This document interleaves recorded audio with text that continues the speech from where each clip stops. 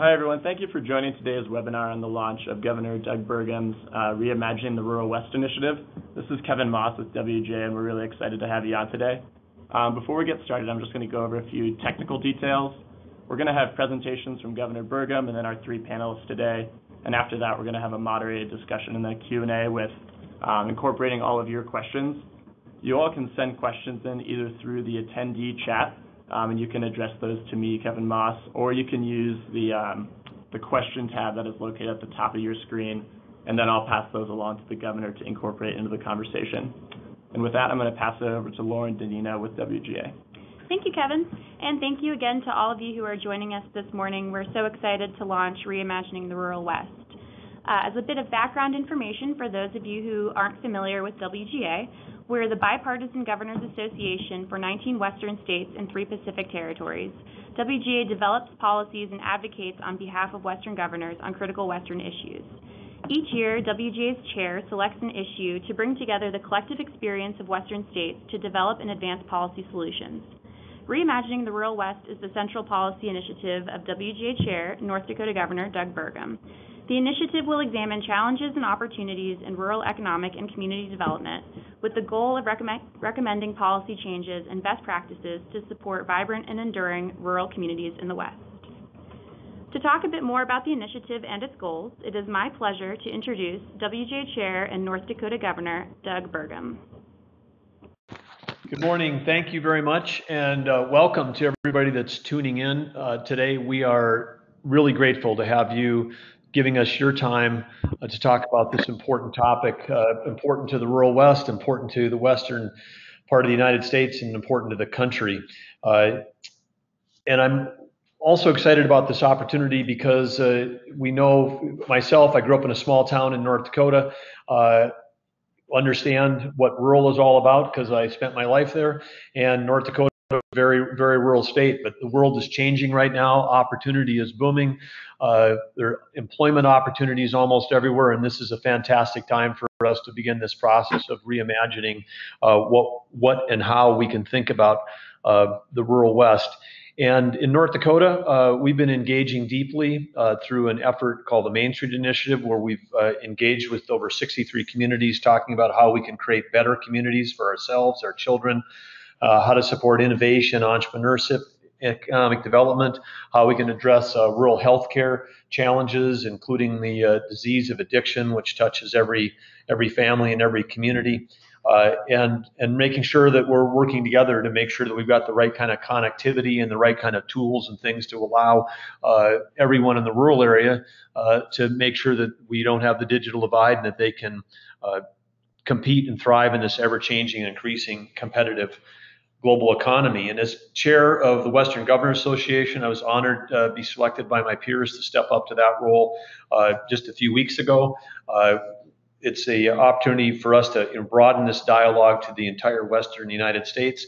And as said through the chair's initiative, reimagining the rural West, we have an opportunity to work together to help our rural areas prosper in the 21st century economy. There's 3 pillars to the reimagining the rural West initiative. And the first one, of course, is opportunity. And this initiative is going to explore how rural communities can innovate and adapt in our rapidly changing economy to cultivate, a more diverse and more stable economic base, create great jobs, provide opportunities for young people, and of course the commonality across the rural West, because every one of these rural states has got a significant presence in agriculture, and with everything going on with precision agriculture and how agriculture, both from the farm to table and the organic movements up to the precision agriculture at larger scale, how new technologies like UAVs, unmanned aerial vehicles, are coming into play to improve workforce safety and working in rural areas and help protect our economy and our environment. That's all great. Value-added energy. From an all-of-above standpoint, the Western states all play critical roles in both the leading-edge renewables and also in the providing the base sources of energy which our nation and world run on.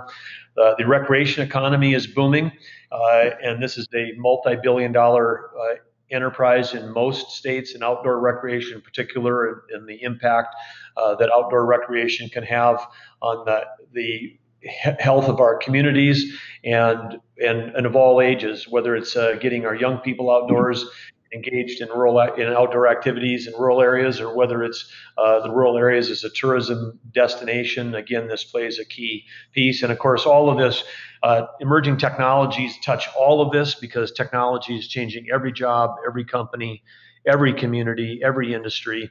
And certainly when we think about the role of government, technology needs to become more involved in how we think about tackling the big cost areas of government, whether that's healthcare or education. Technology can play a key role there. So that's the first pillar, opportunity, and no limit to that. We'll hear from some of our panelists about that topic. The second pillar of the initiative is connectivity, and strengthening the connections between cities and rural communities is going to make both of those stronger. And this initiative is also going to identify strategies to accelerate the deployment of broadband in all kinds of forms to rural areas, to improve everything from transportation infrastructure, to improve the economic work we're doing there, whether it's in ag or energy or innovation or startups, and also just to strengthen rural communities themselves, because we've got an opportunity with technology to help connect people and help people get a greater understanding of each other, help people to understand that we're more similar than different, and help us build strong communities at the same time we're increasing opportunity and prosperity. And with this, on the areas of under connectivity, in addition to broadband, we've also got connectivity in transportation. Transportation is being changed so much, because transportation used to be about just roads and bridges for automobiles and trucks, but now we know that we really have to think about multimodal, whether that's in pedestrian and hiking trails, biking trails, public transit, autonomous vehicles, all kinds of new innovations that are coming along there. And there's going to be all kinds of new forms of transportation that are going to be evolving, new form factors for both human powered or electrical powered or other powered vehicles, is going to have to change how we think about all of that connectivity infrastructure. And then data collection, we have an opportunity to everything we do, build it smart, whether it's smart community, smart infrastructure, smart roads. And again, when we think about the challenges that we have in the West, sometimes whether those are factors of weather, flooding, forest fires, in all cases, my experience in the 2.5 years I've been on the public service side, coming from the private side, coming from technology, I'd say we are short of data. We're short of automatic data collection. And when we've got more automatic data collection, which is high cost or low cost and high quality when it's automatic, when we've got humans with clipboards, that's high cost and low quality. But if we can move towards automatic, high quality, low cost data collection, we have an opportunity to improve everything from transportation to weather forecasting to public safety. So we have a big opportunity there. And of course, to do that data collection, you need the connectivity, which is why the broadband is so much more than just streaming either educational aspects or streaming movies. It's going to create the infrastructure that's going to create and support all kinds of new applications that connect everyone together. And of course, it's exciting because with the low cost, high powered smart devices, most of the citizens in the West are walking around with a supercomputer in their pocket called a cell phone, and that makes connectivity even more powerful and more important. The third pillar about reimagining the rural West is community, and community, of course, is the core, because people sometimes they may choose a state that they're going to live in, but at the end of the day, they're really choosing a community, and we can't reach our potential in the Western states unless each community reaches its potential. And we've got to build places that are great places to live, great places to prosper, a great place to retire, a great place to raise children. And that means access to high quality education and healthcare and housing. It means the social support networks we need to help help people that are struggling and in need. It means that we have to have the right kind of safety nets in place. And to do all that, sometimes that's not about resources, it's about community leadership. And community leadership at the local level is critical to capitalize on each place's unique assets, build community that people are proud to call home and care about themselves and care about their neighbors. And so when we focus on community, some of that has to do with how do we market our rural communities and how do we change perception, because we've had a 100-year plus trend of people moving from rural areas into our urban areas. And we have an opportunity now for the rural areas to have some of a reverse migration, particularly when we have the ability to be more flexible in terms of where jobs are located. The rural communities in the West are incredibly diverse, and diverse in terms of their of the people and the resources and their topography and their geography and their climate, their temperature, and even their altitude. They're diverse, but we've got a lot of common and well, and Westerners are renowned worldwide for their resilience, their optimism, their willingness to work to make their communities a better place. And so as we take on this initiative in the next year, one of the things that we want to do working through the WGA and through all the states and all the participants is to share success stories from across Western states and shine a light on the great work that's being done. And some of our panelists are going to help us do that today. In addition, the initiative is going to examine, in addition to the three pillars, we're going to examine the role of the federal government, because in the western part of the United States, there's some states so much federal land, whether it's BIA land held in trust, or whether it's BLM or Bureau of Reclamation, U.S. Fish and Wildlife, national parks. We have some western states that have more than 50% of their land that's held by the federal government, and this makes federal policies really important because they affect those communities that are on or near those federal lands. And so part of this, we want to make sure we're convening the stakeholders and the policymakers to talk about what's working and what isn't. And policymakers in DC may not always understand what life is like in the western half of the state, particularly in rural areas. That can lead to unintended consequences, and we want to make sure that we're communicating. And of course, at least from the position here in North Dakota, we're strongly believe and would like to remind the federal government that the states created the federal government, not the other way around, and making sure that the states have the right kind of primacy and control to affect themselves. And the same goes for was we're working with all the tribes in North Dakota to make sure that their sovereignty is really respected and then actually enabled so that they can be free of federal policies that might be holding them back. So with this initiative, the Western Governors, we hope to share the stories of rural places, highlighting great people, strong communities, incredible assets that make the rural West so vitally important to our country. And as part of that, WGA is going to be organizing a series of workshops and webinars to provide a forum. And some of those workshops will give people an opportunity to participate in person and share their ideas, help us formulate policy ideas going forward. And this engagement dialogue is going to help us move forward on the key goals of the initiative. And the first workshop will be in none other than Fargo, North Dakota on October 1st. Additional workshops are being planned in New Mexico, Idaho, and other states.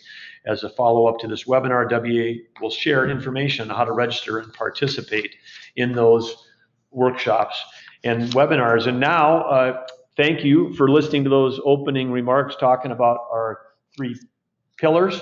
And we now get to introduce our amazing panel. And I say this is the most amazing panel that's ever been assembled for Reimagining the Rural West.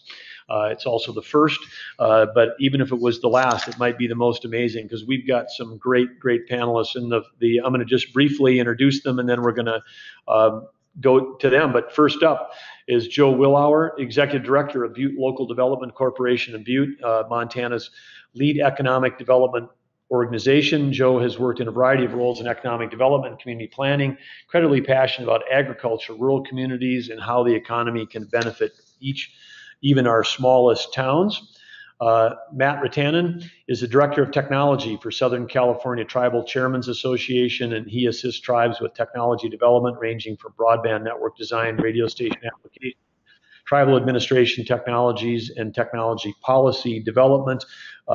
Matt has got quite a resume, and he's involved directly with the FCC, serving on the Native Nations Broadband Council, ASU, of course, which has been named the most innovative university in America, has a great group, the American Indian Policy Institute. He sits on that board, and appropriately, Matt has been described a cyber warrior for tribal broadband. Looking forward to hearing from Matt. And finally, Robin Brown, Executive Director of the Grand Junction Economic Partnership, where she leads economic development efforts for Mesa County, Colorado, on western slope of Colorado.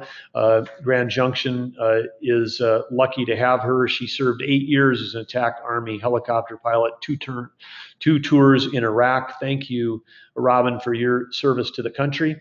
And coming back home, after that time, got very involved in local efforts there in Grand Junction. We're going to want to hear more about your work on restoring the beautiful Avalon Theater and what you're doing at Spoke and Blossom. But thank you all for being on this amazing panel. And Joe, we're gonna kick it off with you and take you back to Butte. Butte's got some interesting challenges. I was told at one time that Butte was the largest city in the western United States, west of St. Louis, when copper was king, and Butte was one of the wealthiest cities in America. Your downtown, looks like a huge, I would say, a huge historic city. I mean, the sort of, I'll call it the bones of the historic buildings that you have there in Butte. Really, really incredible, and incredible history. And then, of course, this is a city that lost a lot of population when your extraction industry began to decline, and so now you've got these incredible bones, and you got incredible Montana as the backdrop. Tell us a little bit about some of the unique challenges in Butte, and what you're doing to take advantage of all of the assets that you have as you build a great rural community. Absolutely, and thank you so much for the great introduction. I know we really appreciate it. And yeah, you really just hit the nail on the head. So Butte is a community located in southwestern Montana. We've got a population of about 35,000 people. And at our peak about 100 years ago, we had 100,000 people because we have a huge copper mine. We were the community that lit the nation. So the copper that came out of Butte and the Berkeley pit is what electrified our country. So yes, at our peak, we were the largest city between the Mississippi and San Francisco. And once resource extraction kind of slowed, we lost a significant part of our population. But what you also described as our challenge is really one of our best opportunities, in that we do have an urban infrastructure that is certainly like nothing I've seen throughout the West, where having the population of 100,000 people, we have one of the first skyscrapers in the West. We have an incredible and robust downtown that's built for 100,000 people, with buildings that you just can't see elsewhere, and this really cool urban environment that I know for me, it's one of the few cities in Montana that when you walk out of our door, it feels like a city. And that is a really cool, unique thing. And the other part of that is you can hop in your truck, and I can be on the Big Hole 30 minutes away, not have cell service, and enjoy absolutely any type of outdoor recreation within a 30-minute drive that you could ever dream of. We do a lot with outdoor recreation. So as our community transitions from at our peak, we were 100% resource extraction. That was it. Now we're really trying to diversify. We're taking on tech companies. We have a lot of light manufacturing. In our port, we have a company that makes aerospace equipment, manifolds for the GE engines that you'll probably see fly over every day. We have a silicone manufacturer. One of our newest businesses is a malting facility that does craft malt. Montana, we're very proud of not only our ability to have microbreweries, but the ability to make the hops as well as the malt that goes into them. And so it's really a unique position to be in, going from a community that's transitioning so rapidly and trying to figure out what that future is going to be. Outdoor recreation is certainly a key component for us. When we talk outdoor recreation, I think The only thing we don't have near us that is really popular is scuba diving. And there's a few folks that do that in the lakes nearby. I'm definitely not one of them. But being able to transition that for us has been a huge part of our economy. So the benefits of what we had with resource extraction is the great jobs that were created and all the great benefits to our economy. The biggest challenge we have is right next to our really cool downtown, we call it our uptown because it's up on the hill, is an open pit copper mine. And that is a challenge that our community faces, but it's one that we're rapidly overcoming. And so outdoor recreation squares well against that, where within Montana, our community has faced these challenges of saying, oh, wow, you have this mine in town. That's weird. But we really can square that up against, yeah, we have the mine right here, but we also have 13 access points to the Continental Divide Trail. We have over 50 miles of paved urban trails throughout our community. We have a ski resort 30 minutes down the road. We have lakes, rivers, streams, everything you could want to be doing outside. And so from our perspective, one of the biggest challenges we face is recruitment. So I know throughout our state, the ability to retain and attract workforce is a huge challenge. Being able to get young people to move into our rural communities is a huge challenge. Butte is the hub of a trade region of about 85,000 people, with our smallest communities being about 40 to 50 people.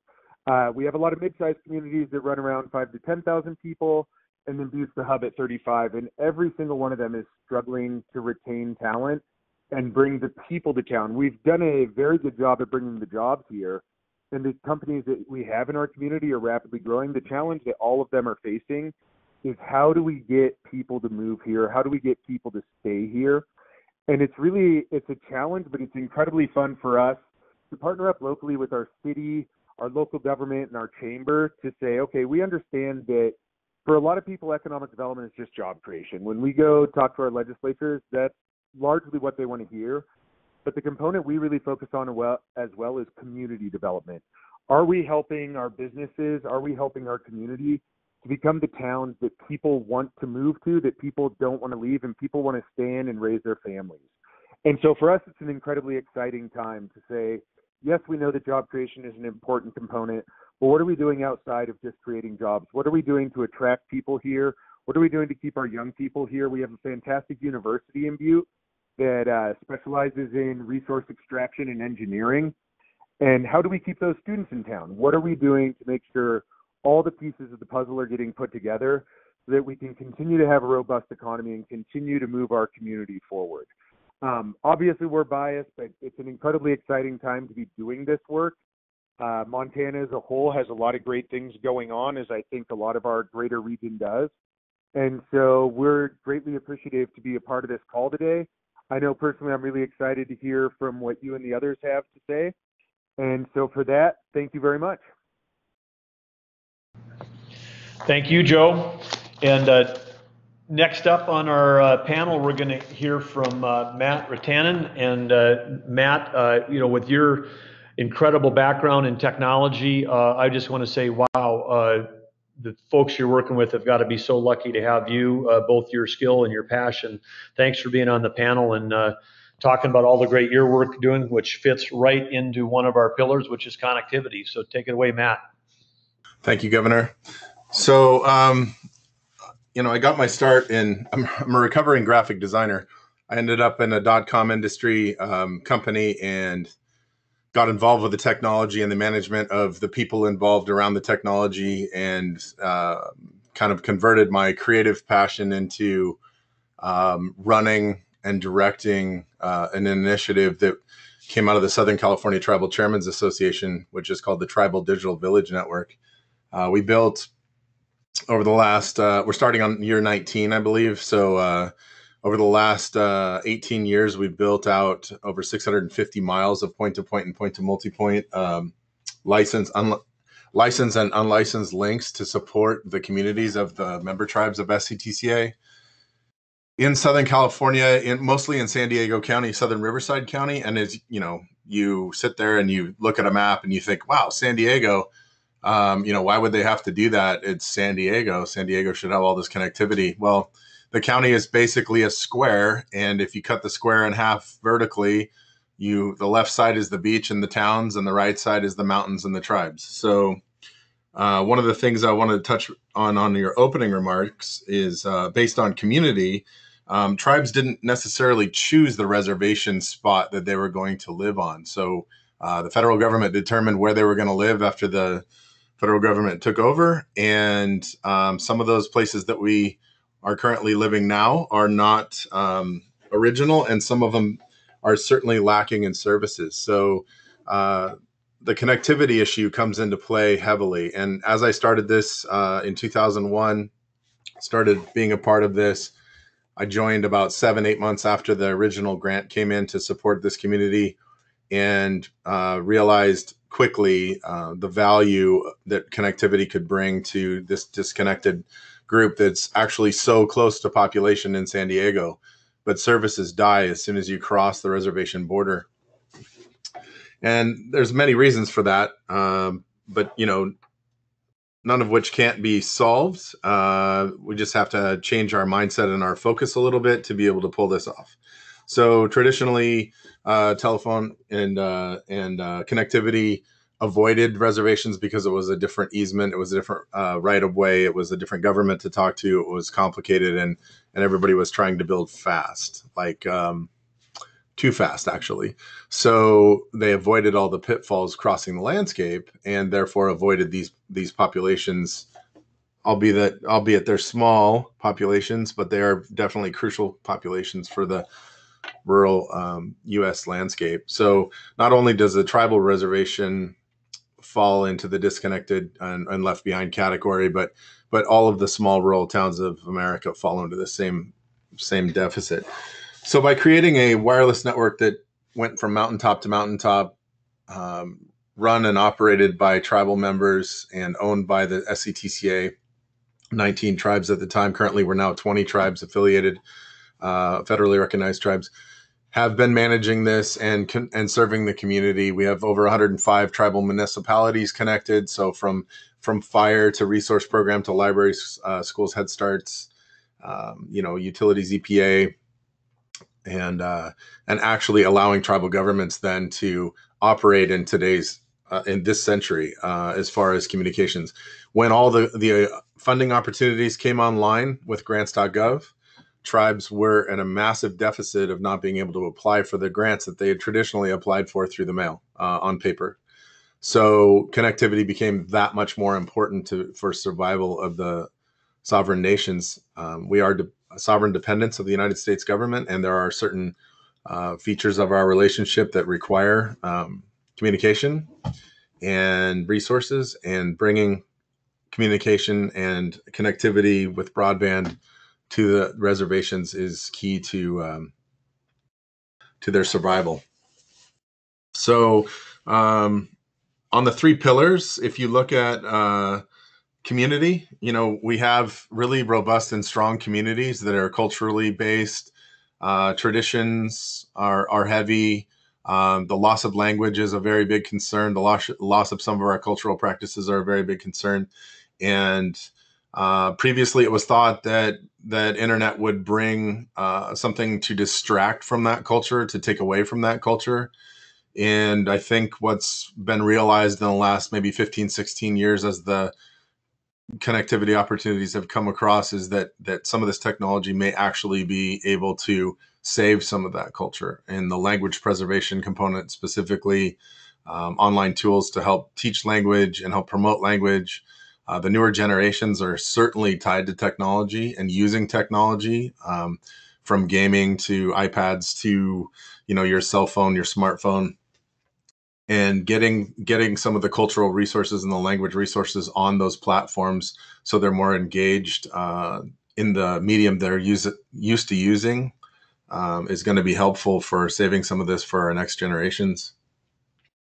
And then when you tie connectivity in, it allows us to be a part of the larger ecosystem of the United States and be relevant in this century and be able to compete for jobs and economic development opportunities. Touching the 3rd pillar, connectivity in areas that don't have any options for connectivity breeds economic development opportunity. So when you get connectivity into a community, all of a sudden you can open up the sales from cottage industry, the opportunity of attracting outside folks to tourist attractions and sales of crafts and wares and services. So these are very important things. I've been involved with a lot of associations over the years. The 2 terms I served at the FCC's Technology and Telecom, actually the Native Nations Broadband Task Force, and then crossing into the National Congress of American Indians Technology and Telecom Subcommittee and their task force, I've been able to see a lot of change in policy that's helping connectivity on the ground. And I'll touch more on that later during questions, but I think that kind of rounds out the opportunities here. Super, thanks, Matt. Important work, and look forward to hearing more during Q&A. I got some follow-up questions, but right now we're going to Robin, who's dialing in from Grand Junction. Robin, take it away. Thank you, Governor, for having me today.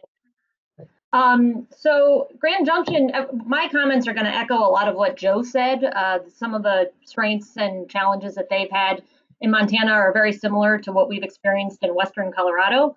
So Colorado is split right down the center with the Rocky Mountains, and most of the population and the state capital and the like 86% of the GDP is on the east side of the Rockies, and then the west side is extremely rural. Grand Junction is the only metropolitan area in the western part of the state at about 60,000 people. The county is about 150,000, which in rural terms makes us like the Manhattan of rural towns. But it plays a really important role in kind of acting as a western capital of the state, and our success and growth will lift up the entire western part of the state. We have a history in energy, mostly extraction, oil and gas, and prior to that, oil shale, prior to that, uranium, and have suffered the boom and bust of that cycle for probably 100 years, depending on what the energy at the time was. 2008 was a little bit different for us than past boom and bust cycles because while we tanked and we lost 8,000 jobs and we hit the top of all the really bad lists that you don't want to be on, we watched Denver explode, and at times was the hottest or the fastest growing economy in the country. And I think we thought we'd have the spillover effect, but unfortunately it did not come. And so in 2014, our community got together, hired a consultant to come in and do a feasibility study on the area and kind of help us really hone our messaging, dial down what kind of industries we should be focusing on. And that was a game changer for us. And the recommendations that came out of that study, to the credit of the leadership across our community, we sat around a table and began checking off all of the recommendations. And one of the most exciting projects we have going on right today is we are named for the junction of the Colorado and the Gunnison River. It happens right in the middle of our town, and there has been nothing down there. It used to be a car dump. At one point, we put uranium mill tailings down there. In the 90s, the DOE cleaned it up, gave it to the city, and it's been just a big empty dirt field around the river. But 2 years ago, the city decided to capitalize on that river and that waterfront that we have. And today we are about a month out from finishing a big city park project that it's a 140-acre city park. The city invested $14 million into the park. And we have carved out about 15 acres to be a business park that is geared towards outdoor rec. Very much like Joe said, in Butte, outdoor rec has been a major part of our industry, especially since 2008, and specifically manufacturing. We just haven't done a good job of talking about it. So we're the home of the U.S. headquarters for Leitner Poma, which is the largest ski lift manufacturer in the world. We're also the U.S. headquarters for DT Swiss, which makes wheel sets for bikes. And we have a number of other outdoor rec manufacturers. And so we've really focused on that industry, how to attract more outdoor rec manufacturing. We love manufacturing. It's a good fit for our workforce. We also have because of our history in energy, we have a really highly skilled workforce when it comes to machining and welding. And so that translated really well into outdoor rec manufacturing. But we're excited about that project on the riverfront. It's called Las Colonias. And it's going to transform this formerly blighted area into a real destination that we can be proud of. It includes a whitewater park, a zip line over the river, And our hope is that we attract and keep our young people. We're home to Colorado Mesa University, which has about 11,000 students. And the students that come to CMU, they come here because they love the lifestyle and they want to stay. The problem has always been connecting them with jobs in the local area after they graduate. And so we've had a real concerted effort between District 51, our school system, Western Colorado Community College, CMU, and our local small businesses in better helping, one, create the workforce that our industries need, but also to better connect our graduates to the jobs that exist here in order to keep them here. And we hope that the riverfront is another amenity that makes just living here really nice and will help to keep them here as well. About a year ago, we recognized that tech was a huge part of our economy, but it's really hard to understand the impact of tech. It's really hard to measure them or to find them. A lot of location neutral workers. You can't, sometimes people exist in that world because they don't want to be found. And a lot of people that can work from laptops. And so we brought on a staff member a year ago to fully focus on the tech community here in Grand Junction to understand what their needs are and how do we continue to grow that sector. It's great for rural communities because, again, as long as you have the connectivity, which is, of course, is the most important piece, you end up with a lot of people who might like the quality of life that your small town offers, and they have the connectivity. And then, of course, that's a great person to have in your community. And so we've really focused in the last year on growing that sector. And then Colorado recently approved a brand new incentive that we're pretty excited.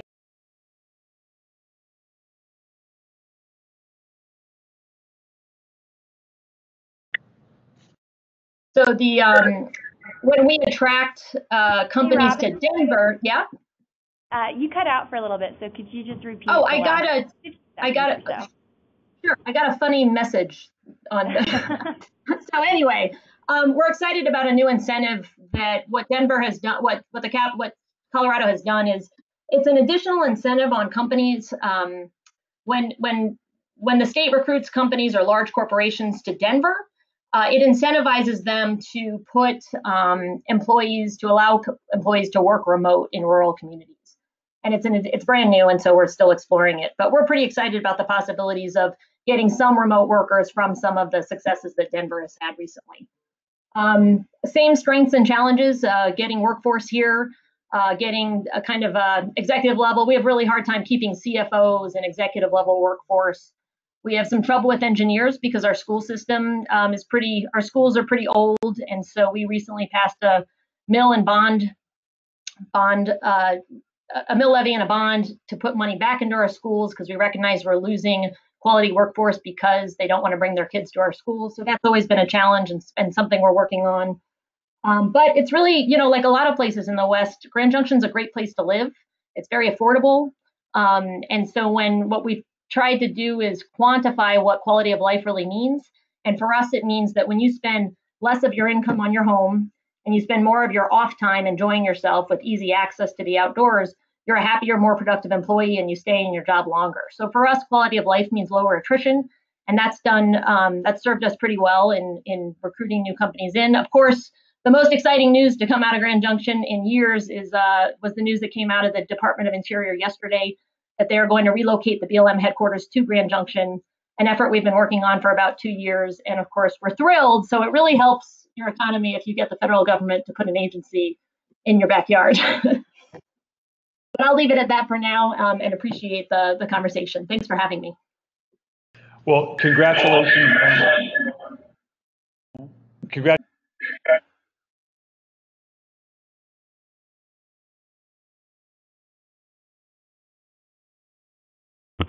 Hey, Governor, this is Kevin. You came through a little creaky there. Can you try speaking one more time?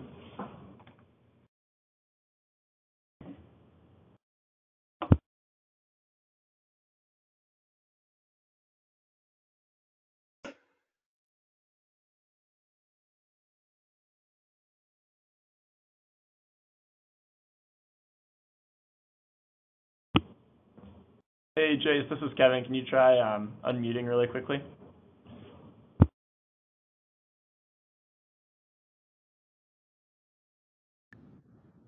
Can you hear us? Yep, there we go. Hi, this is Doug again. I want to just say to Robin, congratulations to Grand Junction and to all of you on the BLM headquarters relocation. That's fantastic, as we say, when we can have the federal folks working in the areas that they're serving. This is going to attract a workforce that has, for BLM, that understands the rural West, and so that's fantastic news, and congratulations on that decision. Thank you.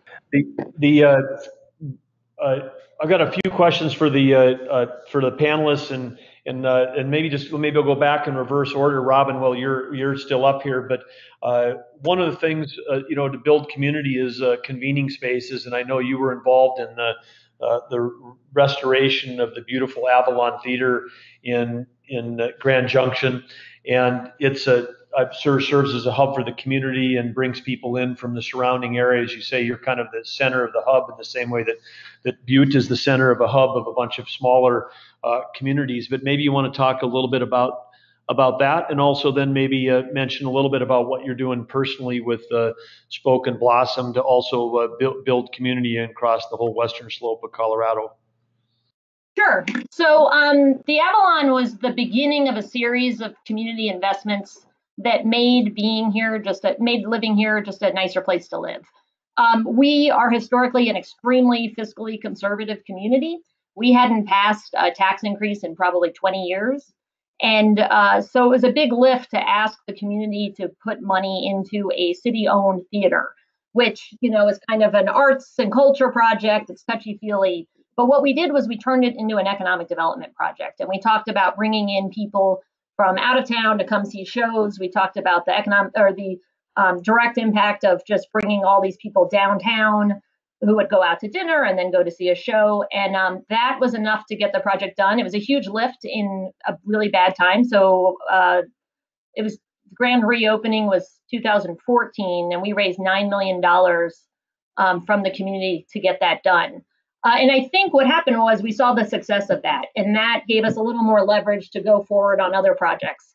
The next tax, and that wasn't a tax, that was literally went to the city to ask for money, went to our Downtown Development Authority, and then raised money from grants and just private, from businesses and donations. But shortly after that, and seeing that it worked and it did bring people downtown, and we saw a little boost in our economy, we grew that into other sectors that just needed improvements. Our schools are in terrible, terrible shape. They're old, they're falling down, and we had not passed any additional school funding. Colorado already funds our students pretty low, and Mesa County was easily the lowest in the state.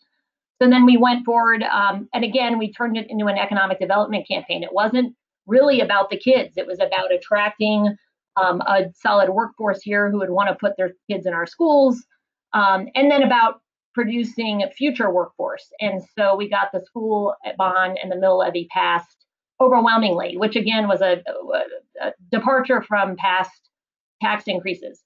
Spoke and Blossom was a project that I launched because the experience, I live here because I love living in Western Colorado. I love raising my kids here. I've had a positive experience. I think it's a great place. It's the same reason you all live in your communities.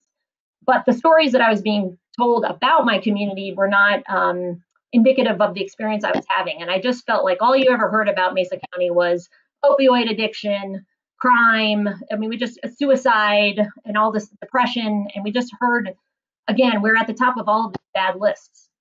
And so I just didn't think we were doing a very good job of telling our story, the good news and all the exciting things happening in our community to a broader audience.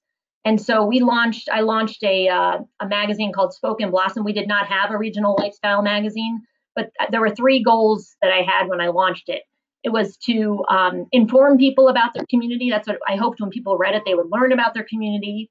Second, they would feel pride in their community. And the most important thing, number 3, I hope they would get engaged in the community. And I was lucky enough to be able to, I paid for the first issue with ad sales that I had raised before anyone had ever seen it, which I was very proud of. But the reason we were able to do that was because people recognized a need for it.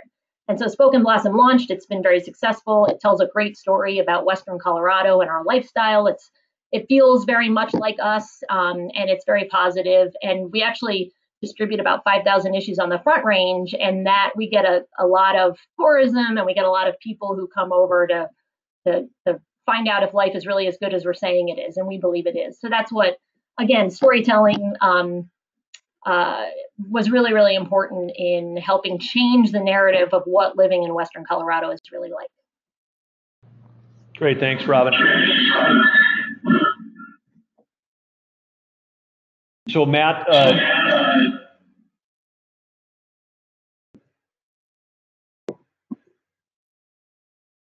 can you hear us? Yeah,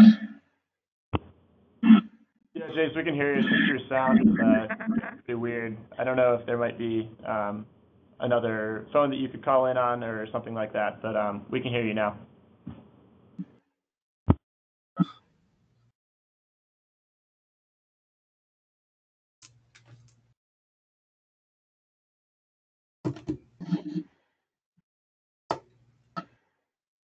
All right, we'll try give that a shot.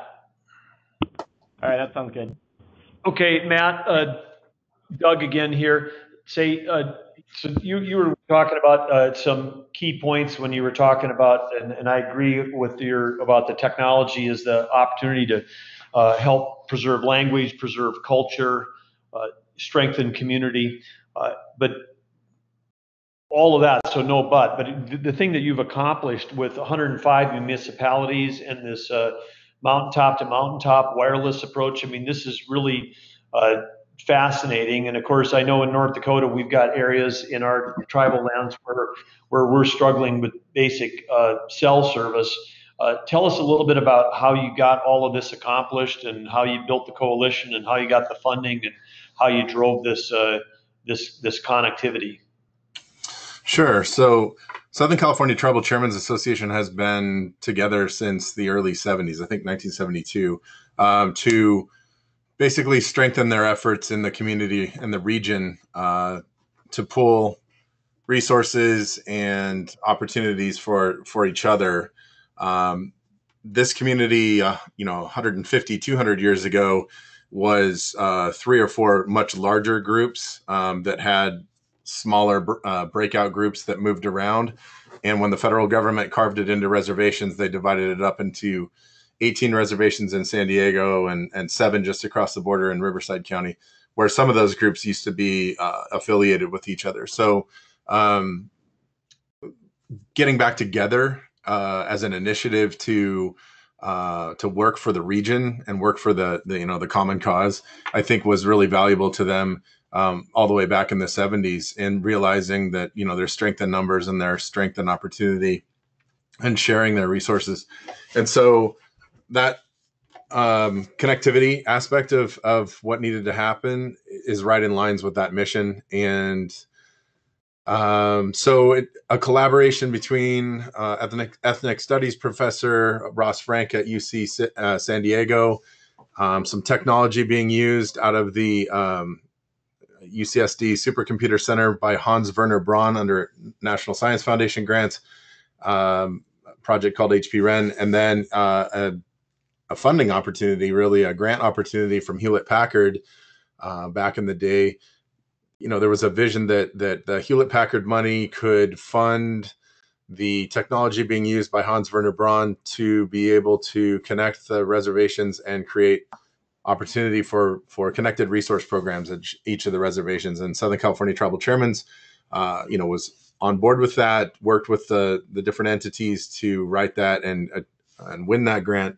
It started out a 3-year process of enhancing the resource programs at each of the tribes for after school opportunities for K through 12, but then also cultural and tribal specific learning as well. And then, the connectivity piece, so 18 years ago, connectivity was when we're coming off of dial-up, we're looking at wireless communications that was, not quite what it is today. And we were, in the very beginning, we shared 3 megabits for all of the connected tribes. Now we have a 10 gig circuit at the head end and the tail end of the network. So things have obviously evolved. We did get that initial funding, which set the platform. And then we have gone after and acquired funding from a multitude of sources. They're building a network well, connecting a community, let's put it that way, from the ground up is a difficult thing to do for funding. You know, the opportunity is great for the people, but the funding is sparse. So we were able to acquire some rural utility services funding for distance learning through USDA.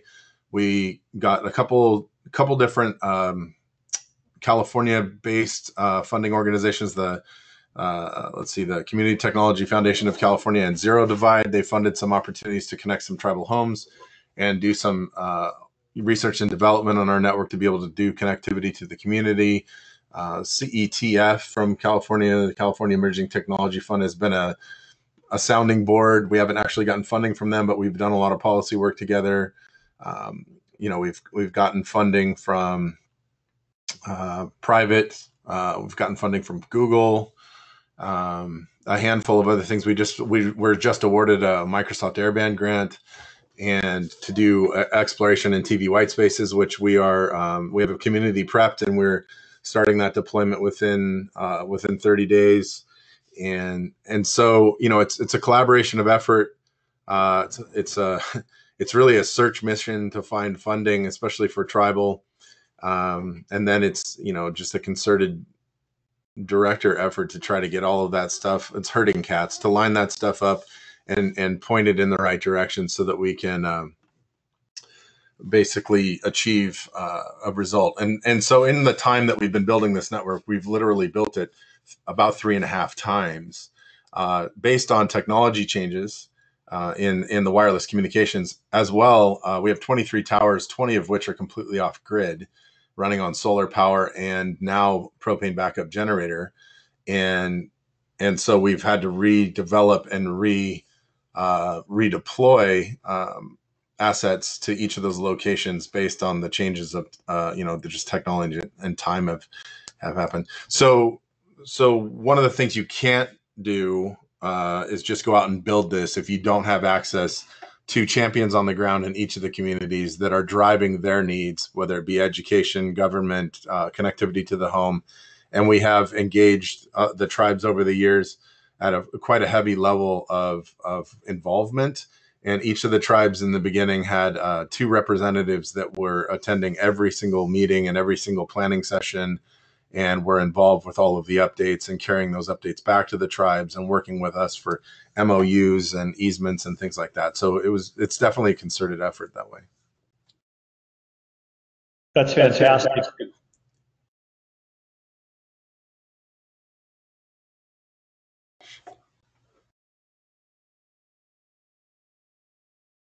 Matt, that's fantastic. And for the listeners that may not know what the TV white spaces are, I know that Microsoft is got a rural initiative that others may be able to participate in regarding that in terms of getting a wireless approach for the sort of the last mile wireless approach. But maybe you want to just talk a little bit about that to help people understand or give them a pointer if people are interested where they might go. Sure. So TV white spaces is a chunk of spectrum that is available for wireless communications, formerly used in the rabbit ears TV reception of back in the day. So those of us old enough to remember running up to the TV and hanging onto the antenna to make the reception come in better so you could see your favorite program. It's that spectrum space in the grander scheme of things. And when we did the digital TV transition, they gave up that analog space to be able to use for other things, not just TV. And so the Microsoft, what they call Microsoft Airband, is really TV white spaces, and that is the channels and the space in between the channels that were allocated for broadcast television back in the day. So there are off-the-shelf products now. There are evolving engineering restrictions and opportunities in that space. I would say it is in a live beta test. There are definitely commercial products off the shelf, but I would say it is evolving as we deploy, and some restrictions and changes are happening as things move forward in this. TV white spaces can be used for a number of things: home connectivity, like you said, last mile, which we like to call first mile. And then, there's deployments now for emergency services and a few other things like that. But anytime there is an opportunity to open up a section of spectrum, of available spectrum to the public to use for communications, especially in these rural communities, it's seriously valuable, because we have one tower that is the first hop away from our data center, and that tower uses all the unlicensed space available to the public. We also have licensed links on there. The reason we have licensed links on there is because we can no longer hang anything in the unlicensed spectrum and be able to use it without taking something down. So we've started to license point-to-point links to remove usage of a space, an unlicensed space, so we can continue to grow our network.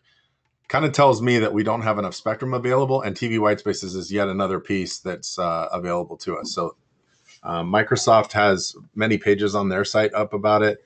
And if you just search TVWS or TV Whitespaces, you'll find more than you want to read. Great, super, thanks, Matt. And we do have some questions coming in from panelists, and so while I'm asking one more question of Joe here, or not panelists, questions coming in from the listeners. So thanks to our attendees that are engaging out there, but keep sending in those questions. Joe, for you, a couple years ago when WGA met up at beautiful Whitefish, Montana, one of the panel groups that was there was on craft brewing and all of the craft brewing that was happening in Montana. And I know that it's happened across the West. I know former Governor Hickenlooper was in the business himself of restoring old buildings in neighborhoods and in the local brewing business. And so, but tell us a little bit about the scene in Western Montana. And then also tie that in, because we know that on the rise, we're seeing it across the West, is the rise in some really interesting community markets. I call it Farmers Markets Plus, because often it involves music and crafts and locally produced food and art. And tell us a little bit about what's going on in Western Montana on farm to table, farmers markets, community events, and craft brewing. Absolutely. So in Montana, we're always excited to talk about our craft breweries, because it really, I think more than anything, of course, we all love a good cold beer, especially this time of year. But what we're seeing with our craft breweries, and it definitely extends into our value-added agriculture businesses, is really that community and cultural shift. So in our region, our service area is 7 counties. 6 of our 7 counties have a brewery. And they range from having one of the largest breweries, one of the top 3 breweries in the state, to breweries popping up in towns that have 800 to 1,000 people, and these really genuine nano brewing systems that are supporting a very small population. And where we're seeing, I think, the biggest impact with them is, one, the community energy that rallies behind them. And so breweries in our communities are very much that community point where people are going after work, people are going on the weekends, they're hanging out, they're having conversations, they're meeting with their neighbors and friends, they're meeting with tourists, and they're just having this huge cultural impact that we haven't seen otherwise. I know in the past, a lot of our rural communities have had the similar things at a coffee shop. If you really want to find out what's going on in any of our small towns, you just show up at the coffee shop or the gas station that serves the best coffee early in the morning, and you'll get the scoop on everything. And our breweries have really transitioned a lot of that role. And where it's really exciting is a lot of them are really taking the family approach. So in Montana, we have a limit on the number of beers that can be served. And so you have an environment that's definitely conducive to bringing the whole family. It's not somewhere where people are over consuming. It's somewhere where people are enjoying themselves, bringing their kids, and really sharing what the towns are all about. And it really transitions over to the tourism economy as well. So throughout Montana, tourism is our number 1 industry, particularly in southwestern Montana. We're equidistant between Glacier and Yellowstone National Park. We have a really cool, rich tourism industry in Butte that focuses on mining and history. And the breweries, and I can't say it without mentioning our distilleries, because here in Butte we have the number 1 distillery in the state. It really provides an opportunity for those folks to go see something different too. and you see it creating jobs. A great example is Phillipsburg Brewing. So Phillipsburg is a small community in our region. They have about 800 people. They're very reliant on tourism. For a number of years, there was a very famous candy store that's known throughout the country that was there. And then a brewery came to town, and they really kind of helped grab that torch that the candy shop started, and they're able to extend that season. So it's a summer-related town up until about 4 years ago, and now they've been able to leverage those tourism dollars into the winter season. And in the summer, we get a lot of national tourism through here, but in the winter, it's a lot of Montana folks that are traveling around, and the breweries play an incredibly important part in that. The brewery in Phillipsburg being a fantastic example of the economic impact they have. So they distribute throughout the western part of the state. They've limited themselves from growing too rapidly because they haven't, they want to be able to control their product. They want to be able to make sure they're delivering high quality beer to the folks that they have. And so they go about as far east as Bozeman, but their staff consists of about 8 people. I would say the average age of their staff is about 30 to 35. And I know last time I talked to their owner, every single one of their employees was a homeowner in town. And the impact that those 8 jobs have on a community of 800 people is tremendous. And they're definitely not an anomaly. We see it throughout our rural communities, and it's something that we're really excited about. When it comes to value-added agriculture, we are a beef state. I mean, Montana raises beef. That is what we do. And so we're really starting to see some diversification there where companies are, instead of just doing the traditional model, which we don't have a large processor in Montana, the normal model for beef production is to raise them here and then send them out of state to a bigger processor.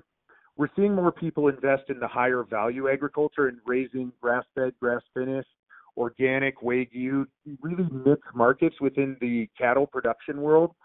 They're processing them in Montana, and then they're being consumed not only in Montana, but throughout the country. And so we've seen a transition with one of our very, very traditional agricultural industries, and it's spinning off into other ones. Within our region, we have people that are growing small batches of carrots and other vegetables, serving local restaurants, serving local farmers markets.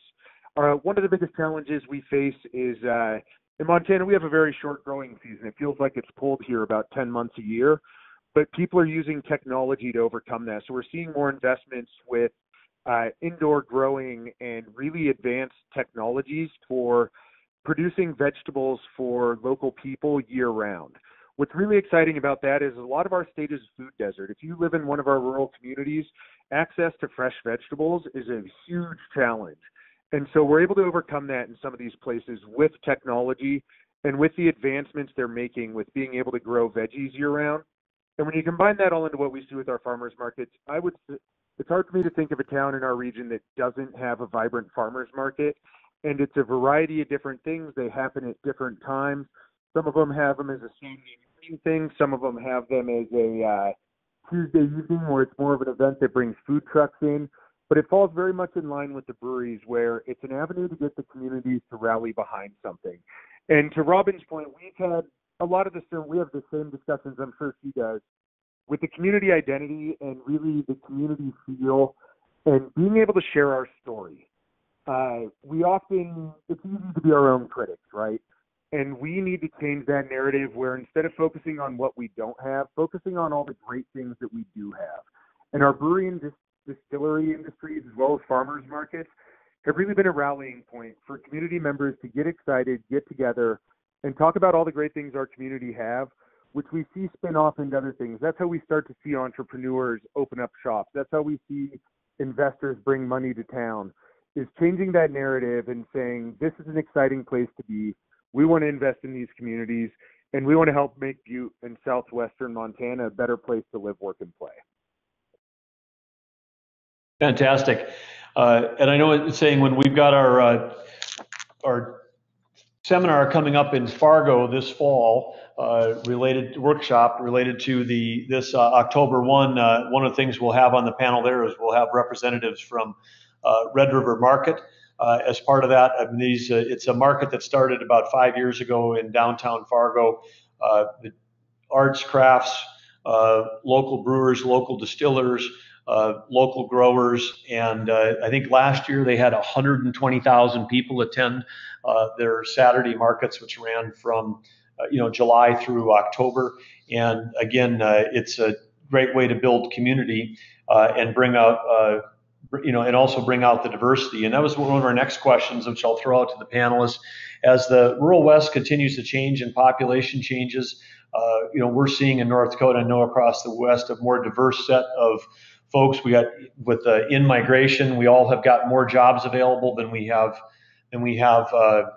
people that are able to fill those jobs. We've got more jobs available in most Western states than we've got graduates coming out of the educational systems.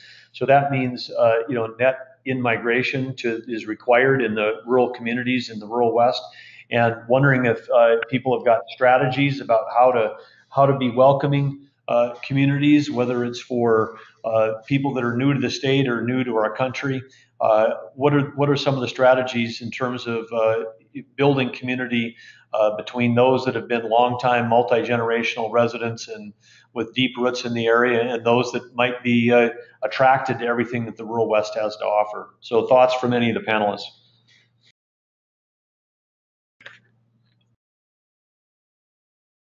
So this is Robin, and I can sort of speak to that. I think, like a lot of the American West, Grand Junction is a really white region. And there have been a lot of, when we look for board members and any of the committees that we're on, we're always trying to diversify. And our university has been a great place to attract a more diverse group of people, not just the ones that have been here for 3 generations with their families' farms. I don't know that we have any policies in place. I know that there definitely is an effort in our marketing materials, and like I said, when we're assembling boards and committees, to make sure that we have a diversified representation. It's a lot easier to get women because we have a lot of, we're like 50% men and women than people of color. But that's changing and that's growing as more and more people move in from out of town. I don't know that it's something we can force. I just think it's something that we remain open to and that we talk about a lot, and that we just are very cognizant of as we make these decisions and as we welcome new people into the community. Having the university definitely helps. We actually have a pretty good sized Hawaiian population that comes in from University of Hawaii to Colorado Mesa University. But we're cognizant of it and work on it. I don't know that we have any programs in place to help facilitate. I will say, I think if I could add one thing to that, I think that conversation is indicative of a larger conversation, which is how do we grow and how do we balance? A lot of people move to these small towns because they like living in a small town. And so the anti-growth attitude is another stress, I think, or a strain that we're constantly, how do we grow our economy and grow jobs in a way that we don't not recognize who we are one day when we wake up? I mean, we don't want to lose our identity and lose what drew people to these areas in the first place. But at the same time, when you look at Grand Junction, we have an average annual wage of $42,000 a year, which is too low. And the result of that is that half of our kids are on free or reduced lunch. And so when half of your kids are on free or reduced lunch, it's really easy to make the case for growth and new jobs and recruitment, because we need the prosperity that comes with those new jobs, and we need to get our average annual wage above $42,000 a year. This is Matt. So it's a little bit different with reservations and tourism and economic development projects typically on reservation draw in outside community. So managing outside community is a difficult aspect. And with the comment that was made earlier about trails that was on the attendee chat, and things that are, federally managed trails and hiking trails and different access to different lands and things like that. It's constantly something that the tribes are having to work with, because there are a lot of sacred sites and culturally relevant, geography and areas that tribes use for different things. And though we want to bring people in for tourism and share some of that, we don't want to share all of that. So it's a real balancing act. Yes, we want somebody to come to the casino to participate in the experience there and the entertainment and the value that's there, but we also don't want them then wandering around the homes of the reservation. without without the ability to be guided by someone or understand that there is a space that they shouldn't be in for certain reasons. So it is definitely a balancing act. We want all populations to experience what we want to share, and then at the same time, we want no populations to experience what we want to keep private. So there's definitely that. Thank you. One of the questions that had come in earlier was related to the remote and very rural, communities that are under 5,000, under 1,000, under 500, like the town I grew up in. Is there, in the case of two of our panelists, where you've got a little bit of the hub and the spoke, where Butte and Grand Junction are the regional centers. I think, Joe, you mentioned that some of these communities that are part of that hub might have 50 or 100 people, but tell us a little bit about the network, the synergy. Matt talked a little bit about that, the synergy of bringing all the 105 communities together through that kind of connectivity. Are there any ideas for the people listening that you think work for engaging in the smallest rural West communities? Yeah, this is Joe, and I know from our perspective, it's honestly one of the biggest challenges we face.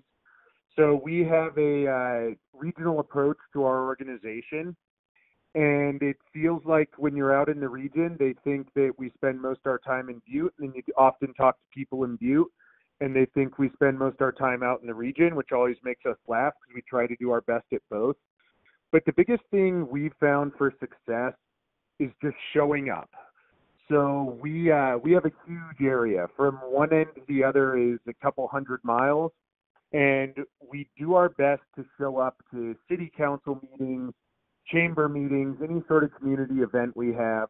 And we really pride ourselves on being there. We really find the benefit of that in our rural communities, especially when we have regional initiatives we're trying to accomplish.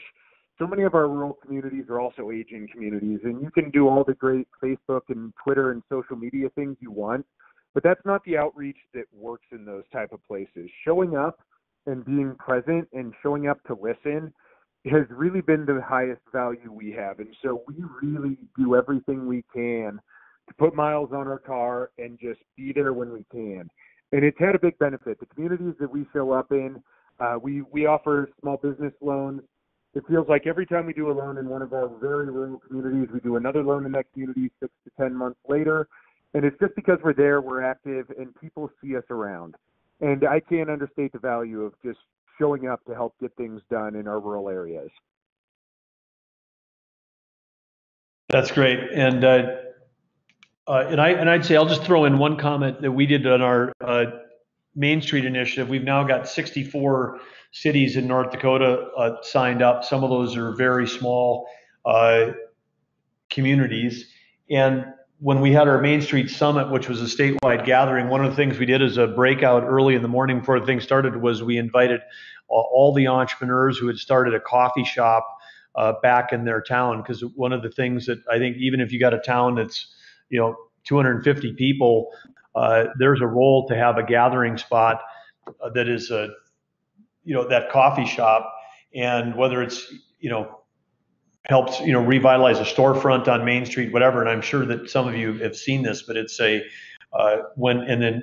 as Robin mentioned too, what we also found was in the majority of the entrepreneurs that are reopening Main Street businesses for retail are female entrepreneurs, and many of the coffee shop owners were female, but they are actually creating then again a hub or a local place in the community where people can talk about issues that are key to the community, and that's a little different, because the experience of course in North Dakota is there might be people having coffee, but it's all the farmers talking about how much it rained the night before. They're not really talking about community sometimes. And so this is the coffee shop encouraging those entrepreneurs and innovators is key to rebuilding community. And wondering if any of the panelists have seen or have any special programs or things that are pulled together that are supporting entrepreneurial communities that might be interesting for the listeners.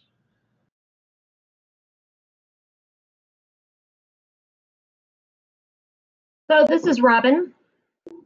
And that part of what I mentioned earlier with hiring on a staff person to really focus on tech was really creating a more, and it's not just tech, but it's creating that entrepreneurial ecosystem that allows people to establish new businesses and grow.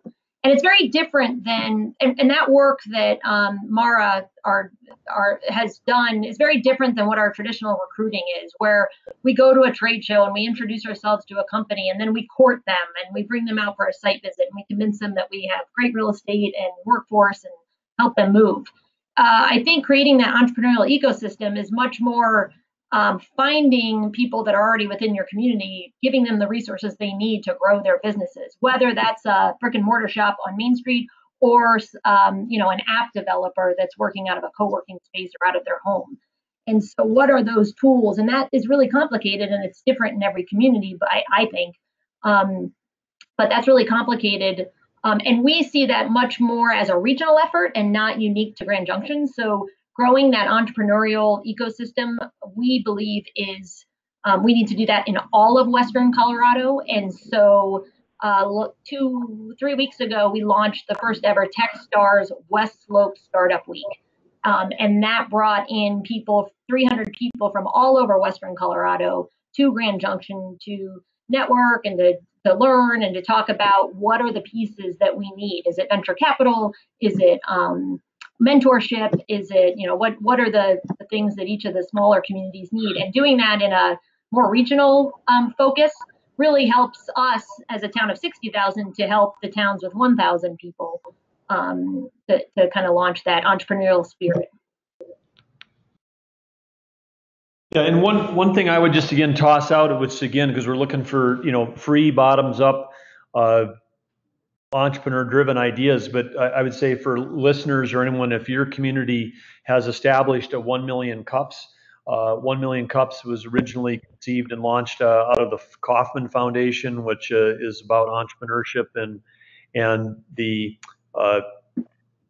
entrepreneurship and innovation. But the idea was that they said they studied entrepreneurship and said, what's the best way to help an entrepreneur? And they said it's with a mentor. What's the best way to do mentoring over a cup of coffee? So the idea was that they're going to try to scale it. Would they be able to create a concept where there'd be 1 million conversations between of someone who is a successful entrepreneur and someone who wanted to do a startup? And we've seen this take off, and it really becomes a chance for startups to become known. These weekly meetings, in some cases, Fargo now is drawing hundreds of people every Wednesday morning at a free location for free coffee and giving their 6-minute pitch, and then really receiving support from the community. Because the final question at Million Cups that I've been to in Fargo and Bismarck, the final question is always from someone in the audience is, what can we do to support you, the starting entrepreneur? And I mean, that's just a cool thing, because it's I know when I was doing startups back in the 1980s, that didn't exist, that kind of level of support, community support. It was, more, hey, you must be crazy, as opposed to what can we do to support you? So I think that's one of the ways we can continue to drive that. And that's the way we bring back, businesses to our underdeveloped areas. The opportunity zones, which represent, across the West, tribal areas and the areas within our urban areas that need redevelopment, and our rural areas. I mean, that's another federal program, opportunity zones, which I would encourage people to. The rulemaking is just being completed, but there's a big opportunity there to attract capital in partnerships back into some of these areas that really need to attract capital. So as we near the end of the program here, I will do a lightning round across the panelists. Robin, Matt, Joe, any closing advice for the listeners today?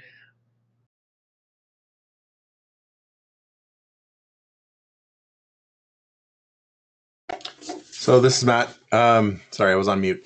I think generally what I've seen over the last 18 years of doing this, and the evolution of policy that allows some of this stuff to happen, the evolution of the workforce in the United States, and the opportunity to telecommute and tap into some of those valuable minds that are in rural communities that can be involved with tech companies and with, modern modern movements in society of working from a remote location. I think this is a really good way to kind of solidify the U.S., especially the Western U.S., and with the work that I've seen attending the last Western Governors Association meeting in Vail, and then just some of the stuff I've worked with Kevin on. I think this is the type of thing that needs to happen to be able to grow this community. So I've learned a few things today from the two presenters that I'm here with, and appreciate the value that I'm gaining from that. And I'm going to share that with our tribal communities on some of the aspects that have been developed. But there are two ways to solve this, and they come from the ground up, building a community network and then connecting to the rest of the world as far as the connectivity issue is concerning. The solve here, and the other is a top-down solution where we have some of the most amazing companies in the world in the United States, and they are data-driven. A lot of it's social media or entertainment, and the value that they bring to the landscape is adding new data centers in communities that are currently probably not even a thought process for that, which brings industry and jobs. It brings connectivity to a region. So they need to connect their elaborate labyrinth of data centers across the globe. And as they do that, they need diverse routes to do it. Diverse routes are routes that haven't already been done. And that kind of an opportunity allows us to maybe drag those lines from data center A to data center B through these small communities and the tribal communities to be able to leave an offering of connectivity at the doorstep for future connectivity, future build out.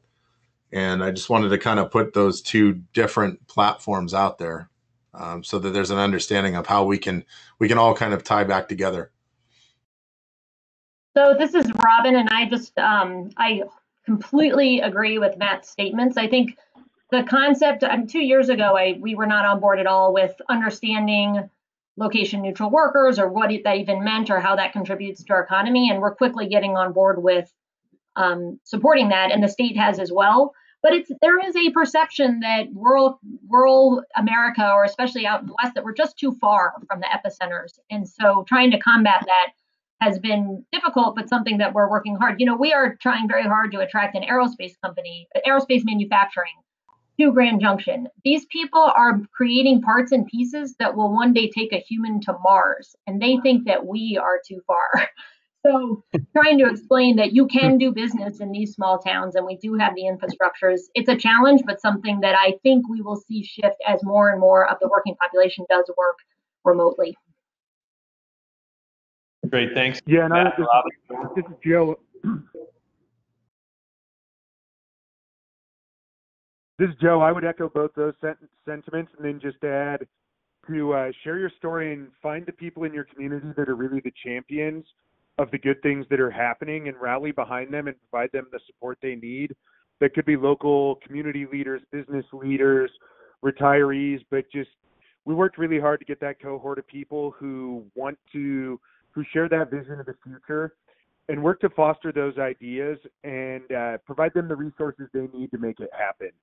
We definitely experience what you described earlier as really kind of that changing of the old guard, and we pride ourselves on being able to maintain that community character while also looking for big change like remote workers, like tech manufacturing, and being able to bring that all together is really challenging. And it can definitely feel like you're hitting your head against the wall, but making sure you have that positive environment throughout your community to promote it really goes a long way, and it makes those difficult days a lot more tolerable, and it makes most days a heck of a lot of fun to be living in such a cool place. Great. Well, thank you panelists for sharing all of your expertise and ideas and some of the challenges and successes that you're finding in your communities. I know that we could have gone even longer given the depth of expertise we have on the panel, but we're nearing the close. We did have one listener that asked that I repeat the entrepreneur gathering national organization that has local chapters that you can set up with no cost, and that's 1 million cups. 1 million cups. Sometimes it's the numeral 1, an M and a C is also the acronym for 1 million cups, and it was the Kauffman Foundation that was the original founder. But I think you just search under 1MC or 1 million cups, you'll be able to find information. We will have the folks that launched the 1 million cups in Fargo be as part of the workshop in Fargo. They've got one of the largest and most successful gatherings that happens every Wednesday morning, and they'll share their success of how that's really made a difference in building the entrepreneur innovation community in that region. So to close out, I just want to say thank you to our panelists. Thank you to all the people that and for those that asked questions, we weren't able to get to all the online questions, but that appreciate your interest. The team will be following up. If we can engage you through the team at Western Governors Association. I know some of them, if they see your question, you may be hearing back from them directly. But I'm going to pass it back over to Lauren Danino now to close out the webinar. Lauren? Thank you, Governor. So much. And thank you to all of you for joining us today. We're so happy to have such a great turnout for the launch webinar. Special thanks to our panelists for sharing the amazing work that they're doing with us, and to you, Governor Burgum, for guiding such an interesting discussion. I hope that this webinar gave you a sense of some of the topics that we'll be addressing over the coming year through the initiative, but there's so many more as well that we didn't touch on today, including healthcare, issues in different economic sectors, transportation. So please stay engaged, and everyone that is on the webinar has been added to our distribution list for the initiative, so you'll be getting information about all the upcoming events and ways to participate. So after this webinar, we will share a link to the recording, and everyone who participated will get that. You'll also receive information about future webinars, and then the workshop series that we mentioned is kicking off in Fargo on October 1st. The second workshop is planned for Santa Fe November 4th and 5th, and then we'll have at least 2 more workshops, and those locations and dates will be announced soon. So we will be sharing information on how to register for those very soon here, so keep your eyes peeled, and we really hope that many of you will be able to participate in person as well. So thanks again to everyone, our panelists and Governor Burgum especially, and we'll be in touch again soon. Thank you so much. Thanks, everyone. Take care.